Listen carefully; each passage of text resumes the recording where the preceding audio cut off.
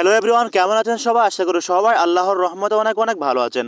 তো আজকের ভিডিওতে আমি আপনাকে অনলাইনে ভাইরাল হওয়া এমন কিছু ভিডিও দেখাবো যে ভিডিওগুলো অনেক শিক্ষামূলক এবং বিনোদনমূলক। তো চলুন তাহলে একে একে সবগুলো ভিডিও দেখে আসি। তো প্রথমেই দেখুন এই রুটিওয়ালাকে।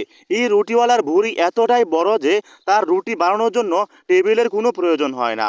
সে তার ভুঁড়ির মধ্যেই আস্ত একটা রুটি বানিয়ে নিতে পারছে। তো যাই হোক, আমি আপনাদেরকে বলবো আপনারা সবাই এই ধরনের রুটিওয়ালা থেকে সবসময় দূরে থাকবেন। এবার বাঙালি এই ছেলেটার বুদ্ধি দেখুন। সে কলের হাতলের মধ্যে হাত দিয়ে চাপ দিয়ে গ্লাসের মধ্যে পানি ভরতে পারবে না, এজন্য সে একটা টিনের দেওয়ালের উপর উঠে সে তার নিতম্বে দিয়ে কলের হাতলের মধ্যে চাপ দিয়ে গ্লাসের মধ্যে পানি ভরে ফেলেছে।